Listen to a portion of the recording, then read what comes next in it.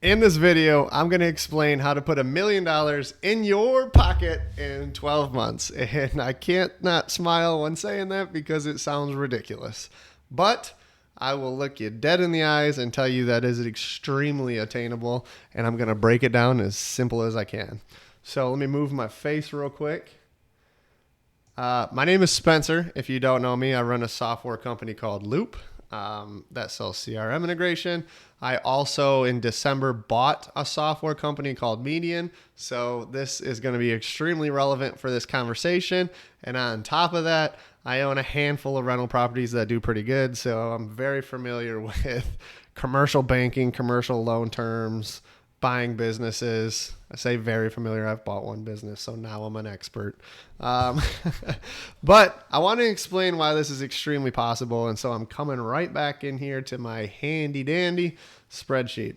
Alrighty, so here we go. Let's dive into this. I want to put $1 million in your pocket, and I think I can break this down where you're going to believe me, and someone might actually do it, or a handful of you guys are already doing this, and I'm just an idiot, which could very well be the case.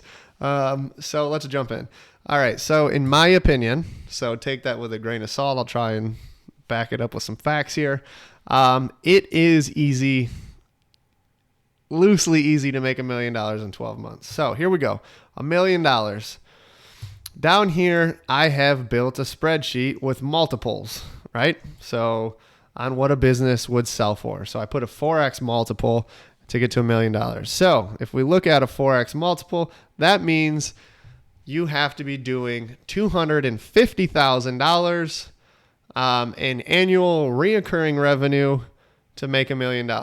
Is that a lot of money? Yes. I would love $250,000. Is it easily attainable? I also am going to say yes.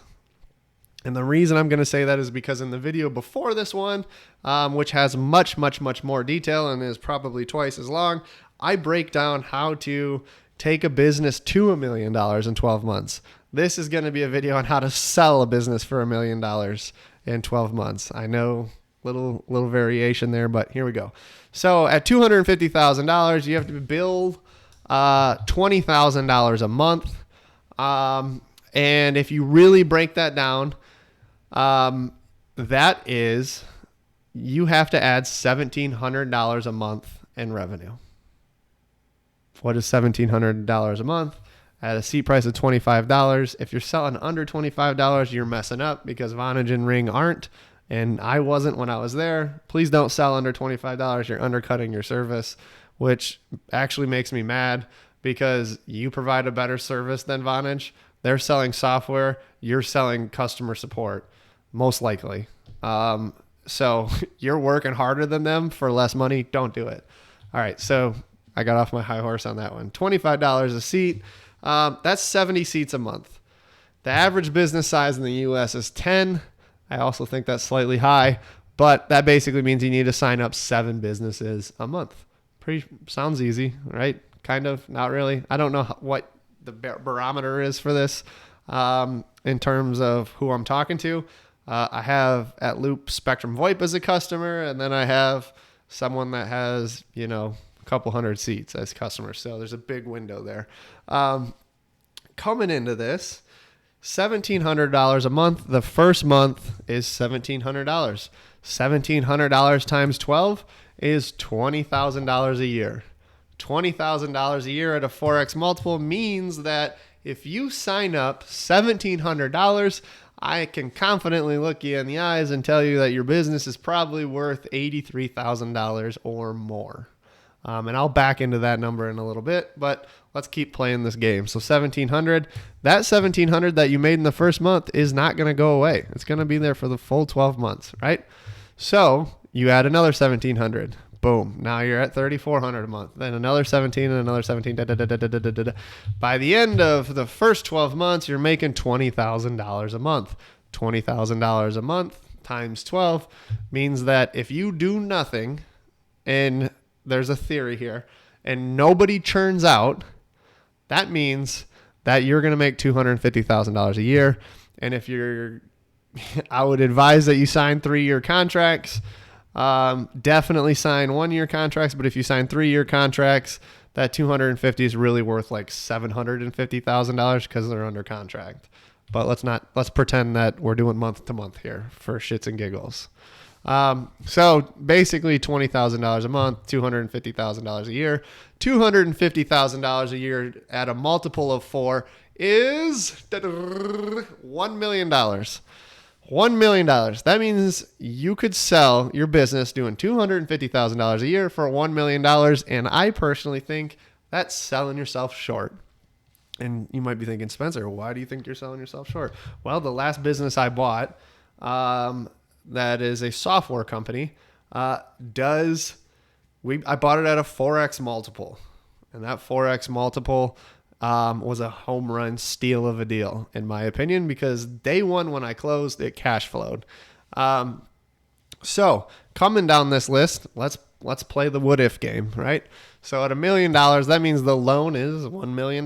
So that means whoever's buying your company is going to need to put $200,000. And bear with me for a minute because most deals aren't just cash offers, but let's pretend it is. Let's pretend you're getting that $1 million. The buying party using commercial loan principles is going to need to put $200,000 down on average. That's 20%. So I buy rental houses, and when I buy rental houses, I'm getting a 4% interest rate, 4 to 4.25. And the reason for that is, one, the cash flow, and I love rental properties, but two, there's a hard asset attained to them. So if I don't pay the loan, the bank gets it back, so they're not completely out. In the business world, if you don't pay and you crash the business, they're left with nothing, so they've got to offer up a more aggressive rate. And so I put 8% in here as a holding place. The company that I bought, I actually did it at a 10% interest rate, which if anyone's watching this who has money, just got a big smile on their face because I bet you would love to loan money at 10% because I would too. All right. So at an 8% interest rate on 20 years, that's like the max commercial that I've seen. You are basically paying $6,691 a month to buy $1 million company, and you're out of pocket $200,000. Okay. So considering that $1 million company makes $20,000 a month, if you remove the P&I principal and interest, you are cash flowing $14,000 a month. Now, I know what some of you might be thinking. There's expenses, there's SIP costs, there's seat licensing. There's all these different variables. There's office space, there's employees, hopefully not too many at a $250,000 business, but you never know. And so you got all these expenses.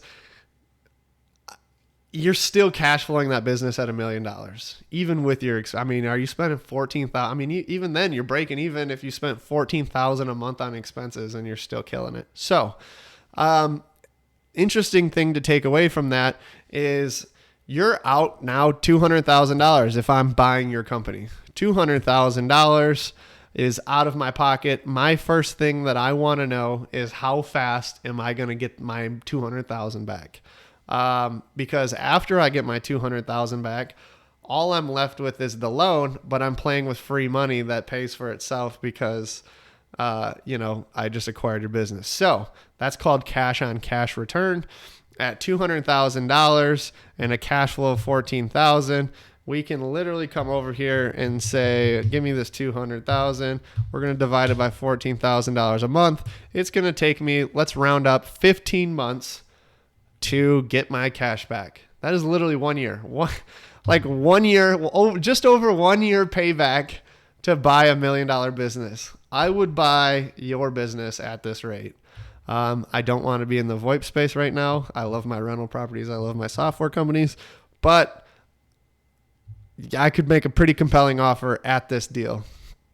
Now, couple of things. If you were going to go and buy $1 million, $1 million rental property, and it was going to cash flow $14,000 a month, even at 8%, that is a freaking home run deal. Like, you can't get that kind of money in the real estate space. And then if you even drop this from 8 to like 4.25 that I was telling you about, I would buy the shit out of this. If I could buy a rental property that's cash flowing $15,000 a month at $1 million, Dude, all day and twice on Sundays. So that leads me to my next point. 4x multiple, I personally think is low because although, there's different ways to value businesses, there's revenue multiples, there's EBITDA multiples, there's also different acquisition terms, right? There's like earnouts, there's equity splits, so you can bring down that 200,000. A lot of people looking at this deal, if they were going to acquire the company, don't even care about the sale price. What they care about is the money out of their pocket because they know where they were going to win is the lower they can bring this money out of pocket down, the happier they're going to be, even if the numbers are tighter, just because that'll money out of your pocket. That's the last thing you want. So if I can do an earnout with you or some sort of, equity partnership with like a buyout clause and get that $200,000 to be seller financed, dude, I would definitely buy this, but this is commercial loan principles. Let's play a fun game though. What if we take this to a 5x multiple? So now you've got a $1.2 million business. I actually didn't change any of your revenue numbers. They just remained completely the same. We added $250,000 just by, going from 4 to 5. And check this out. As we leave the commercial loan terms the same, you are still cash flowing $12,000 a month, right? So as you go up with this, 6, let's go to 8. Look at that. It's still cash flowing $7,000 a month. I think might be a far shot, probably is a far shot, but you could sell your user base, your customers at an 8x multiple because the person acquiring them has buying power then on the SIP cost, has buying power on the seat licensing. They're going to cut your salary as an expense. They're going to cut any sort of employee's salary as an expense since it's a roll-up strategy. And on top of that, office space and anything else goes away, power, internet, data center, all of those costs go away. So you can actually sell, I think, at a much higher multiple than 4 on that revenue number. So the question here isn't even the multiple because I talk to VoIP providers every day. We have over 100 service providers on the Loop platform across, I think, all 50 states now. We're like the number 1 or 2 most deployed app in the NetSapiens marketplace.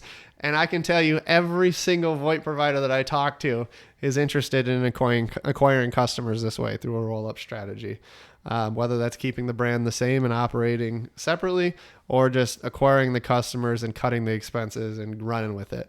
I know of at least 3 deals that are going down right now in our space that are working at these sort of numbers. So I strongly believe that you can sell your business in 12 months for $1 million.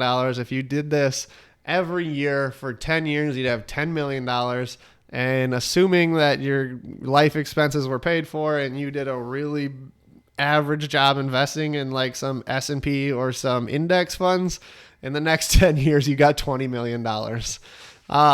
And so super attainable. The question that we're all having is probably nothing to do with any of these. Some of this you might disagree with. Some of it you might agree with. I'd love to hear your feedback in the comments or in my Slack channel.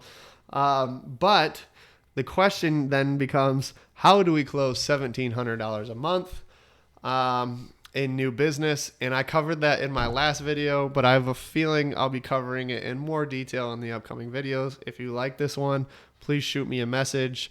And I would love to answer any of your questions. Again, I don't sell any marketing services. I strictly want you to sign up for Loop. If you're already a customer, I want to say thank you and high five. If you're not a customer, don't sign up until you have a customer. Loop, we like to think, is an asset, not a liability. And if you sign up with no customers, we know you'll churn out. Loop should be revenue generating. It should not be a negative impact on your P&L.